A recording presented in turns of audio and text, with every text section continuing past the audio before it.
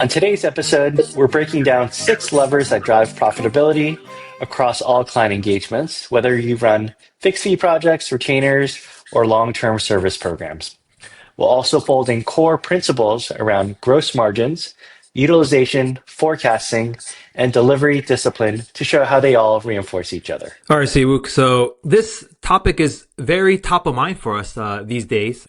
In our Barrel Holdings portfolio, we've had a pretty good year in the aggregate, but one of our portfolio companies, Agency, is going through some challenges with profitability. And so we've been thinking a lot about, how they can kind of course correct. And so this is an opportune time to kind of dive into some of the fundamentals and, see how we're thinking about it. And also, just share, some of the things that we're already doing or plan to do to kind of make sure, our agency gets back on track. So maybe, we could kick it off by talking about, a very important concept, gross margin. So maybe we can dive into that. Yeah, definitely. So when we talk about margin today, it's about gross margin. Gross margin is the revenue that you receive as a company minus the cost of delivery, so the labor to service that revenue. And really that metric is an indicator of how efficiently you're doing the work and getting the work done.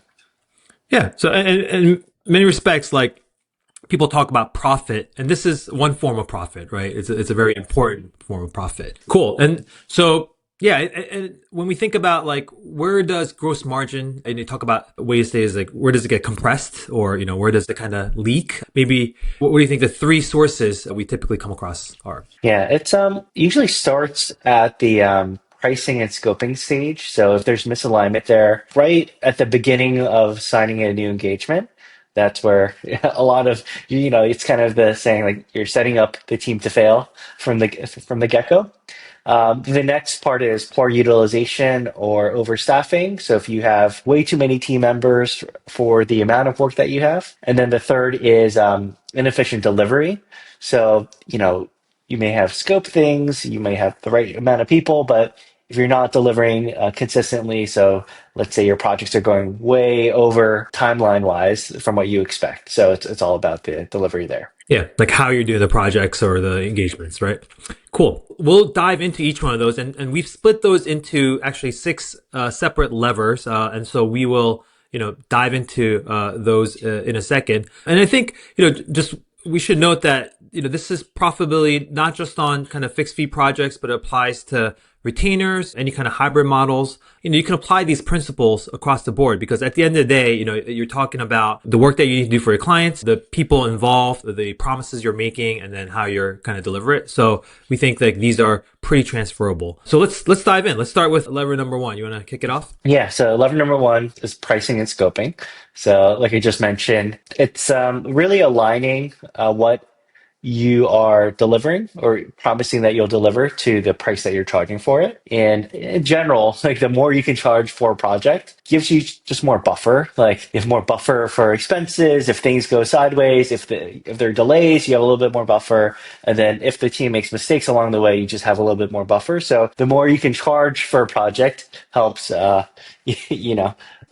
with the margin. Yeah, but that's a very loaded topic, right? Because what's stopping anyone from saying, okay, like if you want more profitability, just jack up your prices, charge a client more. Why is that not always the solution to this?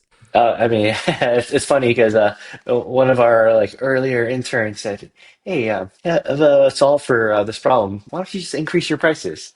And there's definitely truth to that, but you're missing there is, yeah, if you increase your prices, clients may just go somewhere else where the prices are lower, and they'll say, I don't want to pay what you're asking for. So you may end up in a situation where you end up losing a lot of projects because you're trying to ask for more and more money. Yeah, and this is a topic we'll definitely cover in a later episode, but there's so much that goes into pricing. That's, part of it is how you're positioned, part of it is the psychology of how you're talking about the value you're bringing to the client. And then also just like what the market conditions are like, to support the pricing that you put forward. But, all that aside, higher pricing is better. That gives you buffer. And then, how does that relate to the scoping side? Yeah. So basically, the pricing is the pricing, but really you need to match the scope to the fee that you're charging. And be clear about what it is that you're promising to do. And we'll touch more upon this in some of the other levers. But if you don't have alignment from the get-go, then that's quickly a way that you can lose margin when it's not clear what you're delivering. Yeah, one thing I just maybe a good example of like how we think about it across our agency sometimes is if there's a price that you've had the kind of convos with the client, and let's say they're going to buy a web project, or a retainer, like a 6-month retainer for 100,000 dollars, right? And a good way to start is actually to think about your desired gross margin on it first. So you might think, okay, let's aim for 70%. Okay. So we want basically the cost of delivery to be 30%, 30K, and so that we get 70K of gross margin.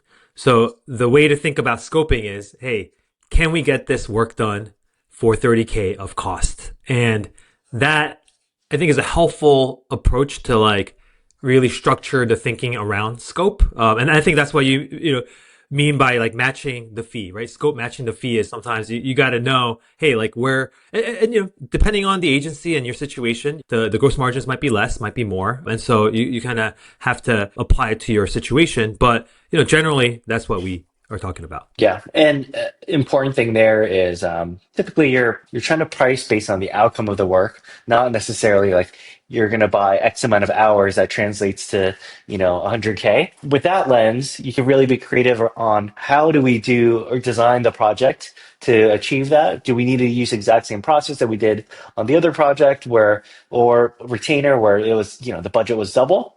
So, or do you need to use the same type of resources? Maybe you can change the combination of senior and junior, or potentially some offshore resources to help achieve the same outcome with the budget that you have. Yeah. Speaking of which, that is lever number 2, which is staffing and utilization. So let's dig into that and how that impacts profitability.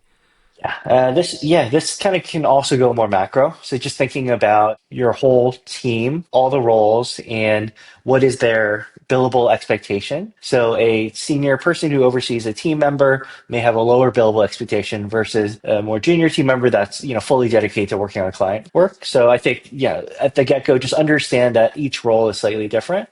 And then tracking it consistently, doing utilization reports, and actually taking a look at the numbers to see where people's time is going. Because when you look at overall gross margin at a company, idle hours where someone has zero billability really crushes your margin really quickly. Yeah. And I know we, across our agencies, prefer to track time, but just for those that might push back, like, hey, we as an agency, absolutely, don't track time, have no plans to track time in the future. What would you say to those folks in terms of, tracking things like utilization? I mean, I think it's still possible. So maybe, how we go about that in that situation? The other kind of way to look at it is what's the planned or the expected utilization of a person? That's kind of the exercise of going through and forecasting what everybody should be working on and updating that on an ongoing basis to know that, if a project gets delayed, you got to increase the expected amount of time or percentage of allocation, however you prefer to do it, saying, all right, maybe this person is working 25% on this project, 50% on this project, and having some like semblance of how the time is being spent. So,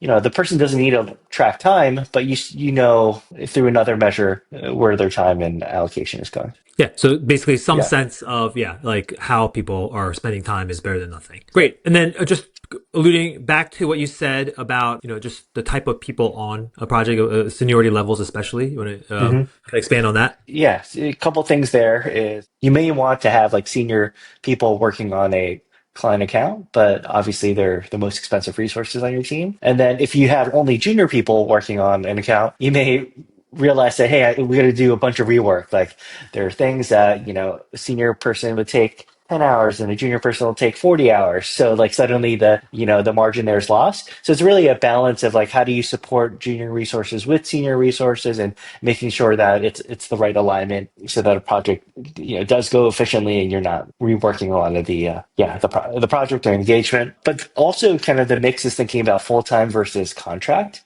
or part-time resources. So especially when work comes in peaks and valleys. So you might have a really busy season or really busy period of time, or, one of your clients say needs help for a short period of time, using contractors to scale up versus full-time resources to scale up, so that at the least you can utilize your full-time resources 100% and then use the contractors to flex up and down as needed. We've experienced this ourselves, and we hear it so many times. Like, as an agency, you might be super profitable on a retainer or project basis, but then as a whole, because let's say, you did a project, in perfect time, maybe even a bit earlier, you did everything you needed to do, huge margins if you measure it on that project basis. But then the week after that wrapped up, or the 2 weeks that after it wrapped up, you had a bunch of people who weren't working on anything, and you're still paying them out a full-time salary. When you look back on it a month later, you're like, wow, that wasn't that profitable at all. And so I think that's where the utilization concept really comes into focus is, you have to keep that realization high. Obviously, the freelancers allow you to kind of immediately flex down after a project is done so that, you're not carrying those costs when people aren't busy. Lever 3, this one, engagement design and approach. Just this is how projects are done or engagements are handled. One of the things that are really kind of profitability killers when you don't have a good plan, don't have a good process structure of how you're going to get it done. And so there's a lot of, unnecessary meetings. There's a lot of just kind of back and forth, and, that kind of eats stuff up, eats time up. And, this is not too uncommon for, agencies that are doing something for the first time, let's say. So it's like, hey, we've never done this type of project before, but it looks exciting. We're going to dive into it. And then, you got to figure out how to do it. You got to build a plane while you're flying it, right? And so there's a lot of waste that happens in those situations, which sometimes is okay. It's an investment, and maybe you try to do a similar project later and learn from that. This is where the engagement design approach is super important. Maybe we could speak to kind of what are some ways to be smart about engagement design and approach? Yeah, I think where possible, don't reinvent the wheel for things that are the same every single time, like how you onboard your project team, how you onboard your client, how you think about QA and making sure that you're allocating the time for it. I think one of the big things in the design of an engagement is create the project schedule all the way through and really think about how you're going to get that engagement done, including what are the meetings? Do you need a meeting? Right? Or could it just be a post or an email or some kind of async communication? Do you need client feedback? Have you budgeted for that time? And if that's downtime for your team, could your team then be working on something else? And then just thinking about all of the nitty gritty aspects of a project from start to finish and accounting for it as much as possible, because then at least there's going to be some variation, but there is some predictability to how the project's going to get done and how you want it to get done. Yeah. Yeah, 100%. And I can't not talk about this because it's such a pet peeve of mine, and it just drove me nuts. But the project, schedule or project plan. I think the thing that I would hate to see is when, sometimes project managers, account managers, whoever is creating it, they're so focused on it being perfect and super detailed that it just never gets done. And it in some ways it's an incomplete picture. To that, I say look, what's more important is just first, get a basic sense of the shape of a project, from start to finish. You don't have to have it perfect. Don't let perfect be the enemy of good. Just fill it in so that everyone has a sense of hey, look, over the next 4 months, 5 months, these are the things that are going to happen, and this is the launch date, and then work backwards. But what happens a lot of times is they're trying to meticulously plan every single week, and then getting more inputs, and then because of that, it's an open-ended launch date. And by the time they finish adding everything, you realize, wow, this is 2 months, 3 months longer than we had talked to the client about. And so the big thing is start with the end in mind, and then also just don't sweat the details until you've kind of gotten the structure and the container done. And then from there, you got some constraints to work with to solve the problem out. So that's my rant on project. Yeah. No, yeah, it's almost start with the end, work backwards. What are the big milestones? And then how do you get to those big milestones, right? And that, it's the analogy of building the plane as you're flying it. There's some things that you'll need to figure out, and the next week might be the most clear. But as long as hey, we got a big deadline in 2 weeks, how do we get there and make sure that we're hitting those major milestones is important. Yeah, definitely. And then anything else on the like design and approach side of these engagements to kind of improve or increase profitability? The other thing is just thinking about what does our team need to do versus what the client's team need to do in an engagement. And sometimes if it's not clear, you may just end up taking on work that you didn't need to. Like maybe the client could have gone in and populated a bunch of content on the site, or gone through and done some kind of UAT testing that you weren't clear about up front. So you just think through. It's not just a one-sided thing when you're working through an engagement. Thanks for listening to Agency Habits Podcast. A quick heads up, Barrel Holdings is acquiring agencies. We look for profitable firms with durable revenue and strong teams. If you're thinking about succession, de-risking, or scaling with a partner, visit barrel-holdings.com to see our buy box and set up a confidential call. Thanks. Okay, let's move on to level 4. So scope management and change orders. So let's talk about this because this has to do with scope creep, which is in many ways one of the biggest threats to profitability. So we talked about scoping, right? I think that was the first lever, and that's honestly like scope management starts there at the biz dev stage when you create an SOW, you agree on a scope, and the more you can be specific about like deliverables, like rounds of revisions, like who does what in the user acceptance phase. If all of that it isn't outlined, it gives your team very little to push back on because it's very open ended. But as long as those aspects are clearly documented, exactly what's being done, and if something is clearly out of scope, really going through and having a formal process to document how to handle those situations. Yeah, I'd say vague scopes are one of the biggest liabilities when it comes to profitability because you can get taken for a ride as an agency if you're super vague about what you're actually delivering. So no, 100% there. But let's say you've written a tight scope and then the client is definitely asking for more. What are some ways to kind of handle that? Yeah, it's sometimes an art to figuring out how to navigate that. So, let's say a request comes in, so you'll say, hey, let's do this in the second phase. We'll defer this to the future. And that might be an acceptable solution for now. Or there can be a trade-off saying, this thing that you wanted, maybe that's not important. And this new request that's come in, maybe this should take priority. So why don't we like trade those? We'll do this new thing and we won't do this other thing. And then there's no change in budget, but there's a change in kind of the scope of what we're doing, right? And then the third option is obviously just scope it out, ask for more money, and get more budget for the change that's about to happen. Yeah. And Yeah. and like you said, it is an art. You have to understand and just like put ourselves in that position of like being buyers of anything, right? We expected to pay a certain price and maybe some things weren't clear. So we were just asking for this thing that we thought was part of it. And then for us to just immediately get hit with a change order won't feel good. Like, hey, you got to pay more. But then if there's a conversation around it, maybe an understanding, then, you're going to feel better. So I think it is definitely an art. I know you don't want to get into a situation where the client, I think the phrase is, stop nickeling and diming me, or because then, you're just jeopardizing kind of that, the health of that relationship in the long run. The other thing, an exercise along with change management is you are doing that trade-off, doing a $0 change order. So like documenting it, signing the scope, getting it in writing, and making sure the client understands that this is what's happening. And it's like signing a new contract for it, but it's just a $0 agreement. Yeah. Yeah. No, and that goes back to documentation because like over the course of a project, you could have dozens, if not hundreds of these kind of scope conversations. And if you don't have a paper trail, people's memories get very hazy over time and they might come back and be like, hey, I thought we said you said you would do this. And if you can't point to something, oh man, those are tough combos to have later on. Anything on the retainer front, actually, because like I know that is very project focused on that front, but like yeah, when it comes to scope and change orders on the retainers front, anything there?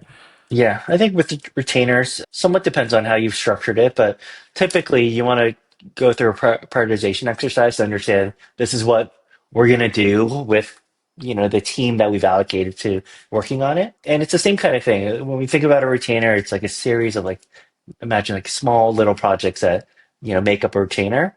So if you continue to agree to things because maybe there isn't an explicit scope, then that'll balloon the team that was supposed to work on it. Suddenly, if they're supposed to balance another account, maybe they're not able to do that. So it's the same exercise, just really agreeing on what the priorities are and documenting that clearly. Yeah, maybe the other element is like kind of carving out some time or resources for ad hoc requests, because sometimes retainers are a catch-all for some of these things. And so if you have if for example, that like, yeah, there's going to be a certain amount of ad hoc stuff that comes up, client's going to ping you and be like, hey, can you take care of this? And you want the retainer to kind of service them in that fashion. Like that is something to pre-plan for. And just like sometimes certain projects or certain requests are just too big for just to kind of do comfortably in a retainer. So it's even better to just be like, hey, let's treat this one as a one-off project, and then preserve the retainer for some of these other things that are more ongoing. Lever 5. So we have reusable components and IP. So let's dive into that one. Yeah, so this is similar to what we were talking about with, how you're going to do, execute a project. And oftentimes, the more you do similar engagements, you internally develop standardized templates on, documentation. From a coding standpoint, there might be modules and scripts that you've kind of written that you could use again. And just thinking about, what are those reusable components in a project that could reduce the delivery cost? Yeah, it could be like a reporting framework. So let's say you're doing the same kind of report every single time, having the same structure, the same, PowerPoint keynote pitch template that you could use that the team, every subsequent team benefits from. All of that definitely can help reduce the time and cost of delivery. Yeah, absolutely. And once you have these reusable components and then also documentation on how to use them, you can then assign kind of lower cost team members, more junior team members, or you can kind of rely on offshore, nearshore resources to handle more of these, freeing up time for the more senior folks to kind of do higher value work. And so it just creates a really great sense of leverage, and that way, I think like this is where we've talked a lot about specialization and kind of being focused in who you serve and what you do for them. And this is a key way it plays out is over time, you have all of these like components, IP, and you're able to just come to the table, an engagement with like, hey, this is how we do it. These are all the tools and kind of, internal kind of workflows that we have in place, and we're able to do it super efficiently for you. And, maybe, you could charge a lot because, the certainty of, the quality of it, everything is great. But at the same time, the margins are, the cost to do it is low and the margins are super high. So you're able to book a lot of profits from it. So this is kind of, a huge part of why we kind of beat the drum on specialization. Yeah. One thing for this is you do need to be intentional about setting aside time because oftentimes it's internal or unbillable time that's being spent to organize all the components. It's good for all the little pockets of time that the team has, like in between a project or downtime, within a project or an engagement where the team has the ability to say, all right, here's everything we did. Let's package it up cleanly so that other team members can benefit from it. Yeah, absolutely. I mean, Yeah. the more habitual you can make it and just make it like, hey, the post close of a project immediately has some time pre-built in, the more likely these things are going to get built out. All right. The last lever, we saved the one that everyone's talking about for last, but it's automations and AI. So yeah, this is something that is top of mind for a lot of folks. But yeah, let's talk about how, in the case of engagement profitability. How does this lever factor? Yeah, this is all in the service of how could you be more efficient at executing a project? And automations can help with a lot of the like administrative tasks, like low level tasks that happen in a project. As one example, you can think of an automation as, a contract gets signed and you use DocuSign. Can you trigger something in HubSpot or the other way? HubSpot gets updated as the project is signed, and then it triggers something in Bill.com that says, now you can send the invoice. And at the same time, that says, let's activate a project. So Google Drive gets created, Harvest gets set up. It's not, like there are all these tools where, typically someone would manually go through and create these things. But if there could be an automation that helps all of these steps that are exactly the same in every single engagement, that kind of stuff can help save hours of time for an Yeah. account manager, for example. Yeah. And even like enriching it with AI so that, as these workflows are happening, there's a brief for the engagement or, some kind of research that gets automatically pre-populated and, is ready to onboard the team. And it might draw from call transcripts that you have from your video calls or, just, going out there and like, hitting up all the, client sites and, look at the competitors and then kind of, tying it, neatly so that, yeah, that could save hours. And, that's something that is very real. And I think people are experimenting with it. I mean, we're certainly using it in a big way. Yeah, definitely. So that's more on the administrative side. But even on the execution of, the work, the engagements, thinking about, especially on development, yes, AI has helped speed up a lot of development tasks when you can help, prompt to get scripts or things off the ground, even on, the QA testing side, automatically generating tickets for the team and seeing ways that AI can supplement there. On like the design side, there could be time spent on like initial copy that you have to write for a website. The AI, if you prompt it, the copy that comes out of it could be pretty good or close to production ready. So there's a lot of like aspects of the journey that can be supplemented by AI. Yeah, supplemented or Yeah. even kind of taken up as a whole, right? Like it's just like, hey, you can put in prompts like, hey, I'm looking to get a website made that has these qualities, if you could describe it right. And then sometimes it could one shot it to a 70% good enough site then which then can be polished up and tweaked and delivered to clients. So it is fairly, there's a lot of stuff that on a weekly, monthly basis keeps eating up more of the stuff that was manual. And at the same time, I don't think that necessarily makes it any easier to some degree because you still got to manage it, right? You still have clients. You have to make sure understand what you're bringing to the table and like get their buy-in on certain things. And so there's a whole aspect to the engagements that AI is not gonna completely take over. I just feel like as long as it's people working with people, there's gonna be an element of management there. But yeah, I think I think you'd be as an agency leader, you'd be foolish not to embrace these tools because at the end of the day, I think a vast majority of folks are leveraging them in some capacity. All right, let's bring it all together. I mean, we are the Agency Habits podcast. So, maybe we can talk about some habits that can reinforce all these levers in a repeatable way. So, yeah, maybe we can quickly list off these habits. Yeah. First habit, weekly budget tracking. So every project should have or engagement should have a budget that is looked at and monitored weekly. And oftentimes this is the project manager, account manager, whoever the role is at the company. And what we found is it's almost helpful to have some shared accountability. So you do it as a team, look at your budgets together and see, how are we versus our estimated actual hours versus estimated, and what opportunities do we have to course correct before we go too far. Yep. Next one is forecasting and capacity planning. So making sure you're looking ahead and forecasting your team's hours before coming to the work, and then definitely matching that pipeline with the available capacity. Because if you have a influx of work coming in, you're going to have to adjust the team size up. If there's kind of less work coming in, you might want to size that team down. And then we talked about the freelancer or some kind of a contractor bench to be able to flex up or down as needed without having to carry ongoing costs.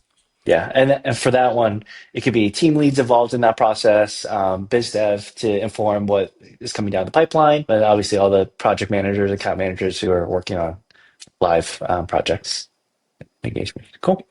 The third one is tight change control. So we talked a lot about change management, but having a formal process where all the changes are documented and avoid trying to do free work along the way that really kind of hampers your profitability.